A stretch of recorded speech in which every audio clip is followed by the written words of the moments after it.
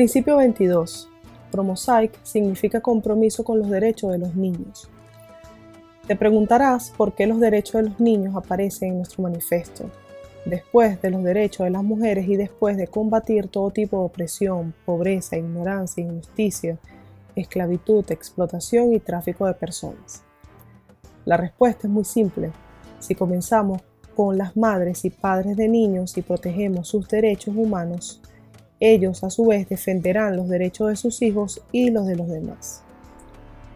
UNICEF resume los derechos de los niños en 10 puntos, que en nuestra opinión aún deben definirse como interculturales e interreligiosos, para poder ser aplicados de manera auténtica y sostenible en una sociedad mosaica. Igualdad. Con esto me refiero sobre todo a la igualdad de oportunidades y por tanto al derecho a poder tener una vida con igual de condiciones. Este principio de Promosaic se aplica a todos los niños, independientemente de su cultura, religión, origen, estatus social y cualquier característica especial, como una discapacidad, trastorno o enfermedad crónica. Salud. Los requisitos previos para la salud de todos los niños son el agua, la alimentación y la higiene. Antes de educar a los niños, debemos asegurarnos de que tengan acceso al agua, a los alimentos y a la higiene. Debemos garantizar que las niñas no sean sometidas a la mutilación genital. Debemos asegurarnos que los niños no sean obligados a trabajar en minas, fábricas de alfombras, burdeles o tengan que mendigar en las calles. Debemos garantizar que los niños no sean víctimas de matrimonios forzados. Por salud me refiero a la salud física y mental, que solo es posible cuando los niños son amados y reconocidos. Educación. La educación es el derecho fundamental de todos los niños para garantizar la igualdad de oportunidades en la comunidad y en la sociedad. La educación es una lucha activa contra los prejuicios, las tradiciones inhumanas, la ignorancia y la pobreza. La educación supera la pobreza y la marginación. La educación significa encontrarse, promover la tolerancia, el pensamiento multidisciplinario y la empatía. La educación se adquiere para luego transmitirla. La educación es un bien que debe estar al alcance de todos. Juego y oficio. Este derecho es muy diferente según las culturas y religiones. Por tanto, es imperativo que la promoción del juego y el ocio se desarrolle en un paradigma intercultural e interreligioso. Otro aspecto importante es la valoración de los juegos y las actividades de ocio que no están sujetos a las reglas del capitalismo y el consumismo. Se deben valorar los juegos y actividades de ocio creativas, de desarrollo propio y caseros. Así es como creamos valor. Los juegos y actividades de ocio de otros países y culturas deben encontrar su lugar en la sociedad mosaica. Las ideas del juego deben incorporar las experiencias de niños de todo el mundo y evitar cualquier tipo de etnocentrismo. Libertad de expresión y participación. En este contexto, creo que el enfoque de Barbara Lagner es muy bueno. Ella escribe: las guarderías, como las primeras instituciones educativas fuera de la familia, son los lugares donde los niños aprenden la democracia. Allí experimentan la democracia al poder involucrarse, aprender a negociar compromisos y descubrir que su opinión cuenta. Las experiencias de participación y codeterminación desde una edad temprana tienen una gran influencia en el desarrollo posterior de los niños. Al explicar la conexión entre los derechos del niño y la educación y explicar el derecho basado en los derechos del niño, esta guía ofrece a los profesionales de la educación una variedad de sugerencias sobre cómo los niños pueden participar eficazmente en las guarderías. Además, se dan consejos para la cooperación con los padres y para el trabajo en equipo exitoso en la implementación de los derechos del niño. Es muy importante enfatizar en este punto que la democracia no es un monólogo, sino un taller del polílogo, en el que van a fluir diferentes visiones de democracia, participación que se apoya en la herencia cultural de numerosas culturas y religiones que ayudan a dar forma a la sociedad mosaica. La dificultad de lidiar con la diversidad y apreciar las diferencias deben entenderse aquí como un desafío. Los niños no deben tener la impresión de que las opiniones de su cultura y religión son inferiores y que la opinión de la mayoría se considera un principio social rector, porque así es como se sentirían excluidos.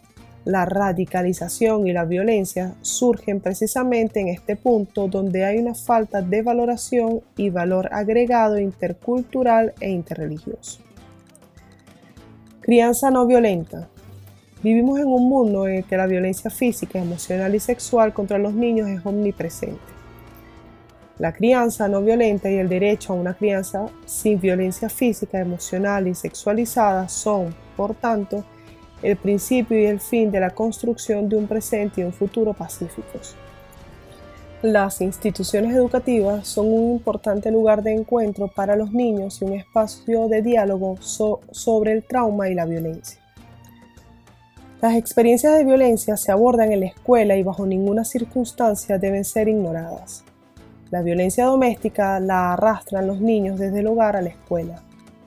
Dado que el número de casos no denunciados es extremadamente alto, las personas en contacto con los niños deben estar capacitadas de tal manera que aprendan a reconocer la violencia y a percibir las huellas de la violencia emocional en los infantes. La prevención y el combate a la violencia deben empezar de la mano de las instituciones educativas. Aquí también hay que pensar y actuar de forma intercultural e interreligiosa. En su Triángulo de Violencia, Johan Galtung muestra acertadamente cómo la violencia personal es visible, mientras que la violencia cultural y estructural son invisibles. En ningún caso se debe pasar por alto la violencia que surge en las instituciones educativas, porque la violencia contra los niños no se limita a la familia y a la sociedad fuera de los muros de las instituciones educativas. La violencia sexual contra los niños, como se ha cometido impune durante décadas en las instituciones educativas e iglesias católicas, deben prevenirse por todos los medios. Por lo tanto, Promosaic se pronuncia en contra de cualquier estatuto de limitaciones por abuso sexual contra niños. Otra forma de violencia que no debe subestimarse es el acoso y la discriminación contra los niños por parte de otros niños, que a menudo adoptan formas de pensar racistas o etnocéntricas del hogar a la escuela, y discriminan a los niños que son diferentes. Esto no solo se aplica a los niños extranjeros, sino también a los niños con discapacidad, quienes, según Promosaic, deberían enriquecer las instituciones educativas. Por consiguiente, no solo exigimos la integración de estos otros, sino su inclusión y reconocimiento, porque los niños con discapacidad son una fuente importante de valor añadido para Promosaic. Aquí hay un extracto del discurso de Astrid Lindgren, quien recibió el Premio de la Paz del Comercio del Libro Alemán en 1978. Pero me gustaría decirle a aquellos que ahora están pidiendo tan audiblemente una disciplina más dura y restricciones más estrictas, lo que una anciana me dijo una vez. Era una madre joven en el momento en que la gente todavía creía en este dicho bíblico: el que no usa la vara odia a su hijo. En el fondo de su corazón, probablemente no lo creía, pero un día su pequeño hijo había hecho algo por lo que ella pensaba que merecía una paliza, la primera en su vida. Ella le dijo que fuera al jardín y buscara él mismo una vara y se la trajera. El niño fue y se demoró bastante tiempo. Finalmente regresó llorando y dijo: no pude encontrar una vara, pero aquí tienes una piedra que me puedes tirar. Entonces la madre también se puso a llorar, porque de repente lo vio todo con los ojos del niño. El niño debió haber pensado: mi madre realmente quiere lastimarme y puede hacerlo con una piedra. Tomó a su pequeño hijo en sus brazos y ambos lloraron un rato. Luego puso la piedra en un estante de la cocina y se quedó allí como un recordatorio constante de la promesa que se había hecho a sí misma durante esa hora: no más violencia. De esta historia, relatada por Astrid Lindgren, se puede deducir muy bien que la empatía es la piedra angular de una decisión parental no violenta. Protección durante la guerra y la huida. La guerra es la forma más extrema de la violencia, especialmente para los niños que son víctimas de la guerra o incluso cuando son maltratados siendo soldados durante el conflicto armado. La guerra destruye el tejido psicológico, emocional, familiar y social de un niño. El niño vive con miedo, ya no puede satisfacer sus necesidades, ya no se siente seguro, pierde la confianza en sí mismo y en sus cuidadores, a quienes siente impotentes porque nadie puede contrarrestar esta guerra, sino que solo observa, sufre, queda traumatizado permanentemente o simplemente se queda dormido con hambre. Muchas veces, la huida es la opción que toma mucha gente que abandona los escenarios de guerra en su país de origen. Se convierten en refugiados.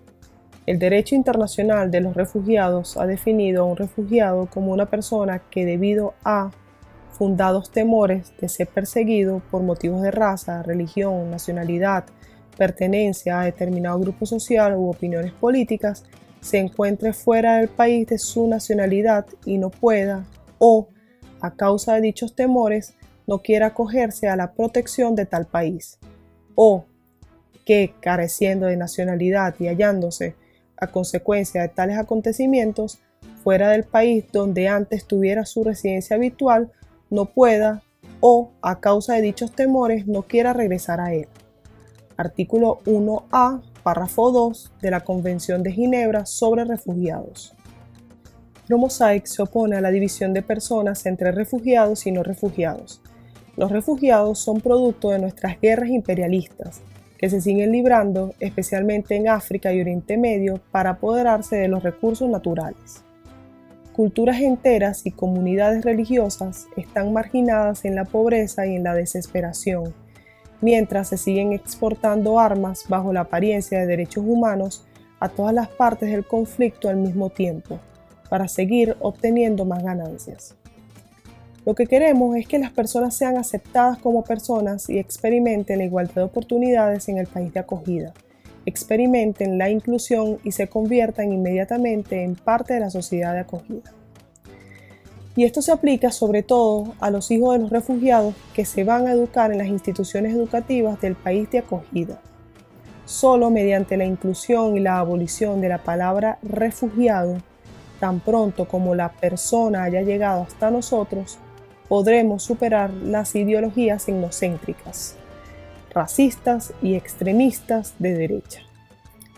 Cuando los refugiados ya no se llaman refugiados y viven con nosotros y no hay más cuarteles de refugiados o incluso campos de refugiados, estas personas son percibidas como personas y no como refugiados. Una manifestación de la derecha radical contra un campo de refugiados es más fácil de organizar que contra una familia de refugiados que vive en un edificio mosaico de 5 plantas junto con otras familias de todo el mundo. No sé si es fácil prender fuego a la casa mosaica o arrojar una piedra a través de un disco mosaico. Protección contra la explotación económica y sexual. Nos gustaría llamar a este punto por su nombre real.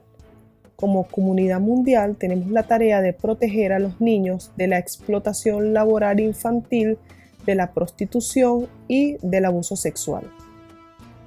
El trabajo forzoso de niños no se puede comparar con el trabajo forzoso de adultos, porque los niños están indefensos, los niños están a la merced de sus torturadores.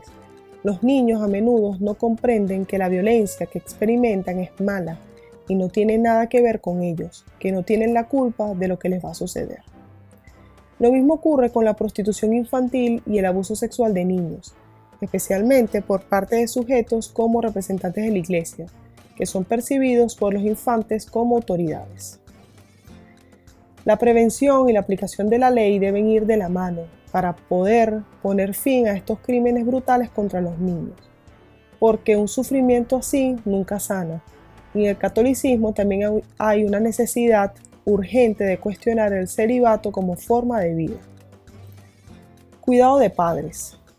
Los niños tienen derecho a tener padres y a obtener su cuidado.